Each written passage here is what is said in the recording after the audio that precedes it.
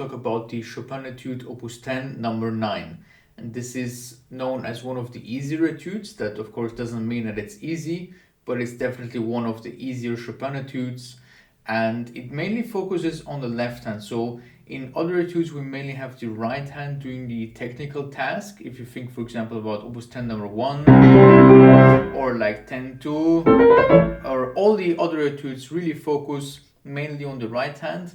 There are a couple of etudes that involve both hands or alternate between both hands. For example, Opus 10 number 4, the Torrent etude will feature some left hand, will feature some technical left hand passages as well, and also other etudes, of course, like for example the Revolutionary. And in this one as well, we have mainly the left hand doing the technical task, and the right hand has more of the job of melody and melodic lines. So what is the difficulty of this etude and how do we practice it? Well, the difficulty is mainly from the left hand stretches. So you will have to stretch depending on your hand size from very little to quite a lot, and I will show you how to do that. So if we look at the left hand here, the beginning two bars,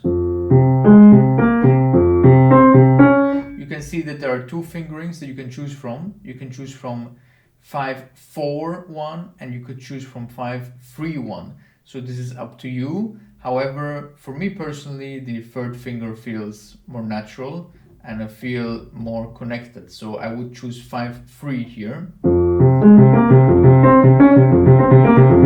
Actually, for all of these, basically, there are very few situations where I would choose 4, but for me, third finger does the trick here.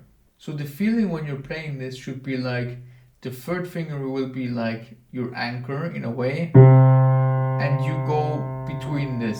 So you don't want to have a static hand, especially if you have a bit of a smaller hand. So let's say you play 1 octave is your hand size.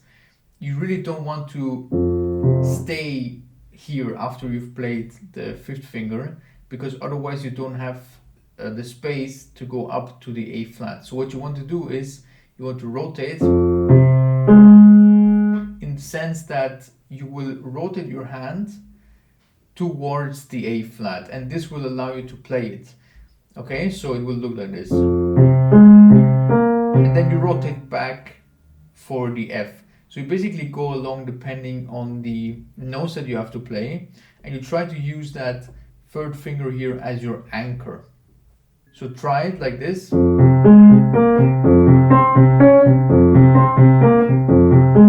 The third finger or fourth finger, depending on which one you choose, will have to stay in its place. I will show you why. Because if you continue, for example, like this,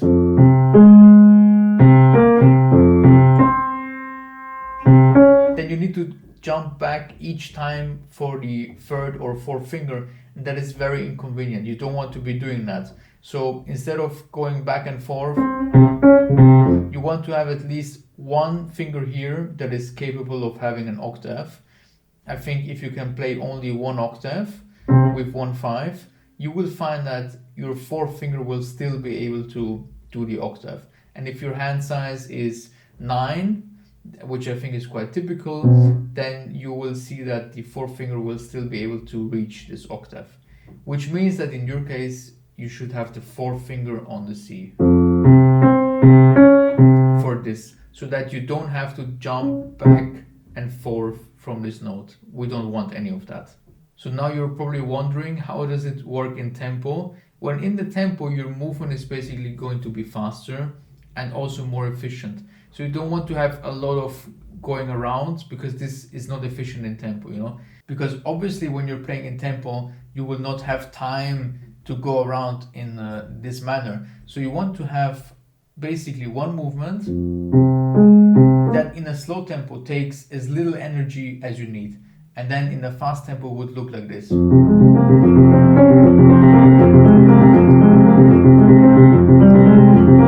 try to save energy and space wherever you can. For example, when you're already up there, you just want to stay up here. You don't want to go back with your hand and then back for this one and then back for this one like this. you don't want to do that. So if notes are happening in the same vicinity, you already want to keep your hand in this area and then come back once the new passage or the new section starts. So whenever you have something that is close, you want to keep it open.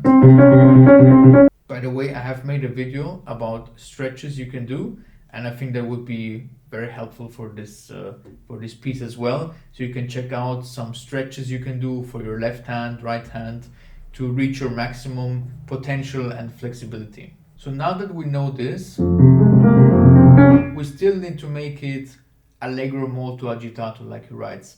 And the way we do that is we kind of have to have this breathlessness. It's almost like you are thinking of something being chased, like you can hear it.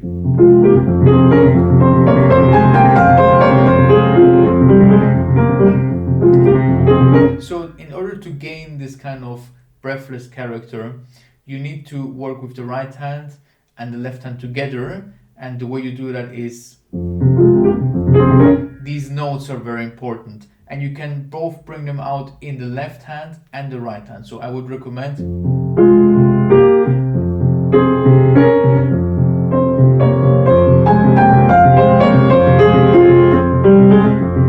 that you always work together the left and the right hand in the melodic sense, because there is a difference between these notes and these notes.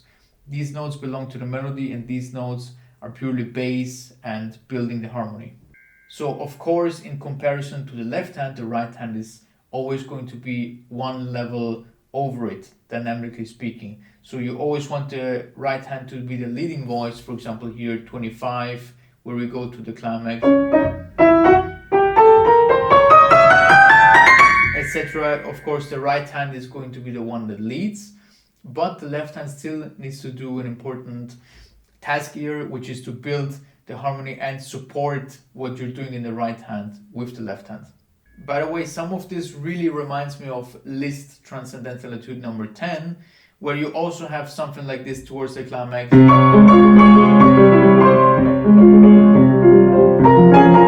Also similar like this with octaves and the repeating octaves in the Transcendental Etude number 10. So this is kind of a similar idea here for the climax of the piece.